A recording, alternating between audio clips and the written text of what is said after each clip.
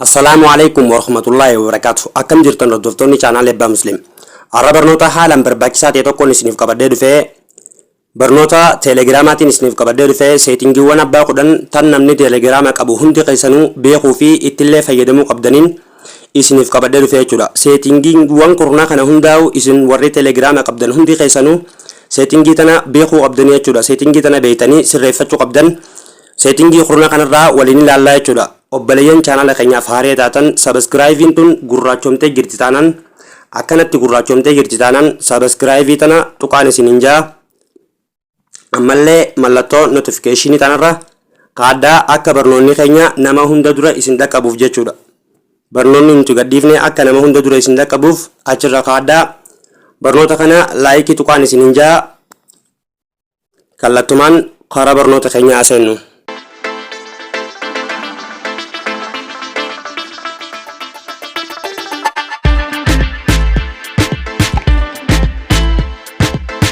Keessan keessa ni galtan.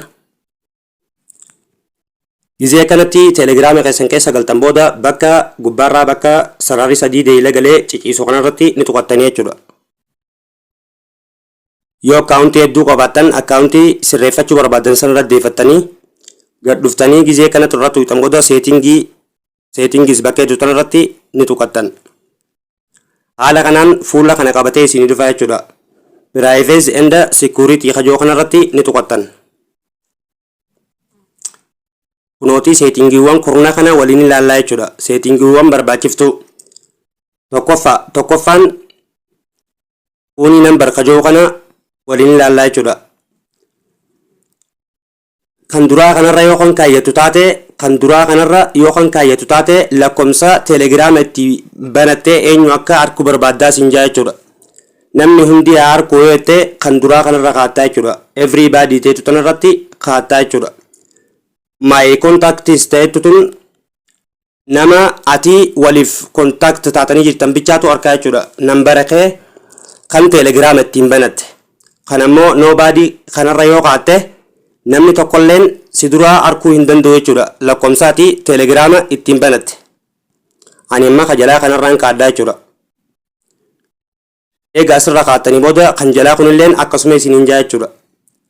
My contactiin kee harkuu yoo jettu taate kan jalaa kanallee onitti goota yoo kunis hin argin keetu taate namni hundi akka harkuu barbaadde kanaas asumarratti raayitii gootaa jechuudha. Egaa fixattan booda sirreeffattan booda raayitiin as jirti raayitii irratti tuqattan. Ammallee keetti aantu leestisiin onlaayinii akka onlaayinii irra jirtu namni akka harkuu fi akka hin agarre yoo barbaadde asirratti tuqattaa jechuudha. Kunooti ammas seetinguma sadeen san nuuf jechuudha. Seetingiin sadeen tun kan duraarra yoo kaayyattan namni hundinuu ni harkaa jechuudha. Akka ati onlaayinii irra jirtu namni hundinuu si harkaa jechuudha. Akka namni sin agarre yoo barbaadde kunooti my contacts nama ati kontaktii waliin qabduun kana bichaatu si harkaa jechuudha. Nama ati kontaktii waliin qabdu qofaatu si harka. Nobody tanarra yoo kaatte immoo tan jalaa tanarra yoo kan kaayyatu taate namni tokkolleen akka ati onlaayinii irra jirtu si harkuu hin danda'u jechuudha. Isin kan feetan godhattan ani amma nobody irra kaadheetiin jira jechuudha. Isinis kan feetan godhattanii jechuudha. Kan itti aantu Profaayilii photos teetu tana jechuudha. Sadaffaa kanarrattis ni tuqattanii jechuudha. Footoo isin profaayilii teelegiraama keessanirra kaattan eenyu akka harkuu barbaaddaa siin jaa jechuudha. Everybody tanarra yoo kaatte namni hundinuu ni harkaa jechuudha. My contactisiin kun ammoo nama ati kontaktii walitti taatee jirtu bichaadha. Nama teelegiraama irratti kontaktii walitti taatan bichaadhaatu harkaa jechuudha. Nobody tanarra yoo kan kaayyatu taate namni tokkolleen profaayilii ati teelegiraama irra kaatte harkuu hin danda'u jechuudha. Ani amma kan walakkaa kanarra kaadheetiin jira isinilleen kan feetanirra kaayyattanii jechuudha. Kan afuraffaa irratti dabarre jechuudha. Afuraffaan kana irratti tuqattanii jechuudha. Afuraffaa kanaas kuni amma ergaa namni siif erge jechuudha. Ergaa sagaleedhaan namni siif erge eenyu akka arguu barbaaddaa siin jaa jechuudha. akkumaan isin geersaa deemu jiru everybody tanirra yoo kaatte nama hundaatu harka my contact isin nama telegrama kee qabu taatis kasaa qabdu bichaatu harka jechuudha. Nobody tanirra yoo kaatte namni tokko illee hin argu.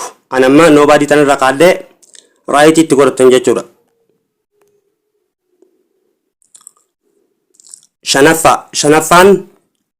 shanaffaan kin listeetu tun nam eenyutu akka telegrama irratti siif bilbilu barbaaddaa siin jaa. Eenyutu akka telegrama irratti siif bilbilu barbaaddaa. Everybody tana yoo jette kan tokkoffaa kanarra yoo kaatte namni hundinuu siif bilbilee si harkachuu ni danda'a jechuudha. My contact sirra yoo kaatte nama kontaktii kee keessa jiru qofaatu siif bilbiluu danda'a jechuudha. Nobody tanarra yoo kan kaayyatu taate nam tokkolleen telegrama irratti sitti bilbiluu hin danda'u jechuudha. Kanaas isin akka barbaaddan godhattan jechuudha. Amma everybody irra kaadheetiin jira. Isinis ka isinit tole irra kaachuu dandeessan. Jaaffaan eenyutu akka sagaleedhaan miseejii si ergu barbaaddaa siin jaa jechuudha. Eenyutu akka sagaleedhaan miseejii siif ergu barbaaddaa siin jaa. My contact si yoo gote nama kontaktii kee qabu qofaatu sirratti erguu danda'a jechuudha.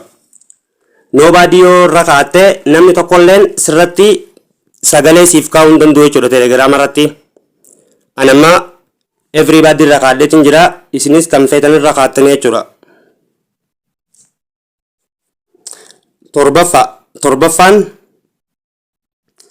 Torbaffaan kanaa jechuudha.